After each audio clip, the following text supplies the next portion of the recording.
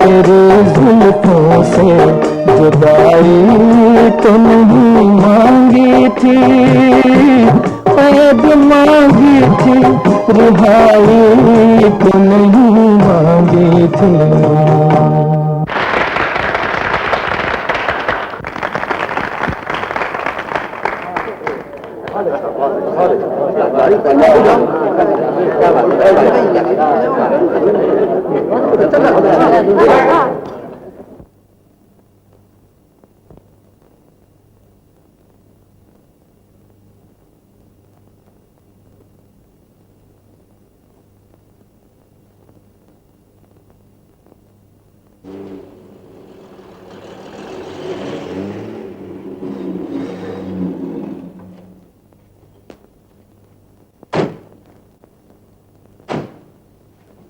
सुनो, आपको तो मालूम है कि हमारी शादी होने वाली।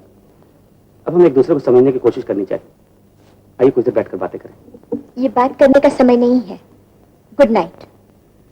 I said good night. Good night.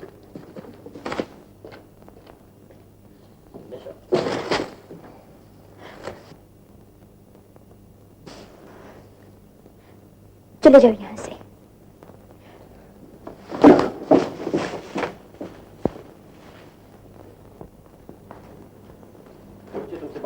लेकिन मुझे तुमसे कोई बात नहीं करना।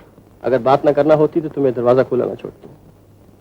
इससे पहले कि तुम अपनी नफरत का इजहार करो, मुझे सिर्फ 2 बातें कर लेना दो। तुम्हारा सारा गुस्सा इसीलिए है ना कि तुम मुझे कोई चोर या डाकू समझ रही हो जो कि पोपटलाल का ढोंग रचा के तुम्हारे पिताजी को लूटने आया था। लेकिन ये सही नहीं है। तुम्हें पता नहीं, तुमसे बहुत पहले तुम्हारे पिताजी मुझसे मिल चुके हैं और वो अच्छी तरह जानते हैं कि मैं कौन हूँ। वो बिल्कुल ठीक कहा तुमने। मैं तुम्हें सिर्फ जानता ही नहीं, अच्छी तरह पहचानता भी हूं। अगर तुम्हारी मां के बुढ़ापे का ख्याल न होता तो मैं तुम्हें इस वक्त वो सजा देता कि तुम जन्म भर न बोलते। वो क्या तक रहे हो? अगर खैरियत चाहते हो तो चुपचाप चले जाओ, इधर का रुख न करना। जो अपनी जान पर खेलने आया हो वो इन खोखली धमकियों से डरने वाला नहीं सरदार साहब। मैं फैसले के लिए आया हूं। फैसले से पहले मेरी यहां से लाश जा सकती है। मैंने कैसा फैसला? मेरी और निशा की जिंदगी का। तुम्हें निशा की जिंदगी से क्या वास्ता? मुझे निशा की जिंदगी से वही वास्ता है जो कि निशा को मेरी जिंदगी से है। और ये वास्ता आज का नहीं बल्कि मेरी और निशा की पैदाइश से पहले का है। इस बारे में तुम्हारी मां को जवाब दे चुका हूं। सिर्फ आपका जवाब मेरी और निशा की जिंदगी का फैसला नहीं बन सकता। नहीं? इस बदतमीजी के जवाब में अगर चाहो तो तुम्हारे टुकड़े उड़ा सकता हूं। अगर ऐसा नहीं कर रहा हो तो सिर्फ इसलिए कि तुम अपने आपे भी नहीं, तुम एक दीवाने इंसान हो। हर इंसान के जीवन में एक ही बार ऐसा वक्त आता है जबकि लोग उसे दीवाना समझते हैं। तो एक लम्हे को याद कीजिए, यही समय आपके जीवन में भी आया था। आपको भी किसी से प्यार था, एक मालदार बाप की बेटी से, और उसके बाप ने भी आपको दीवाना समझा था, धमकियां दी थी, जुल्म ढाए थे, और फिर भी आप दोनों की शादी हो गई थी।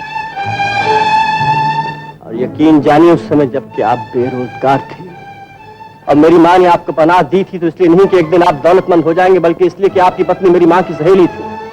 और अगर उन्होंने आपकी होने वाली औलाद से अपने बेटे का रिश्ता जोड़ा था तो इसलिए नहीं कि एक दिन आपके पास ये चाय के बागात होंगे, ये फर्नीचर होगा, ये कोठी होगी, बल्कि इसलिए कि उन्हें आपकी पत्नी अपनी बहन से भी ज्यादा प्यारी थी। ये सारी दास्तान सुनाकर तुम साबित क्या करना चाहते हो? सिर्फ इतनी सी बात कि आज हम दोनों जिंदगी के उसी दौर से गुजर रहे हैं जिससे कभी आप गुजरे थे। हमें अपनी जिंदगी संवारने का वही हक होना चाहिए जो कि कभी आपने किसी से मांगा था। और ये सब इसलिए नहीं कि कभी 2 सहेलियों ने कोई वचन दिया था, बल्कि इसलिए कि मुझे निशा से मोहब्बत है और निशा को मुझसे।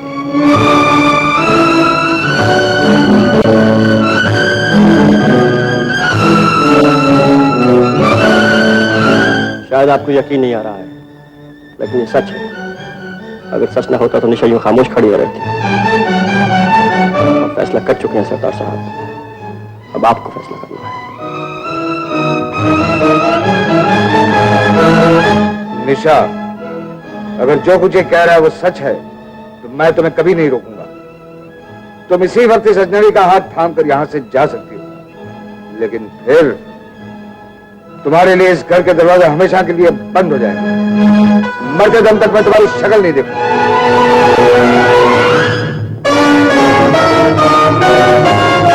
जाओ, लगाओ मेरे मुंह पे कर।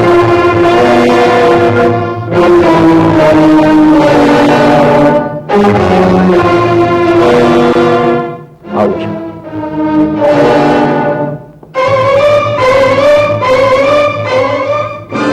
आओ निशा।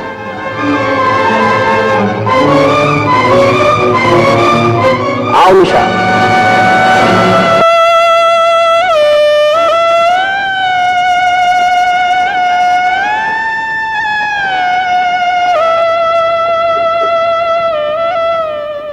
तुम्हें तुम्हारा जवाब मिल चुका है, वो तुम्हारे साथ कभी नहीं जाएगी। अब मैं तुम्हें कभी नहीं बुलाऊंगा, कभी नहीं, कभी नहीं।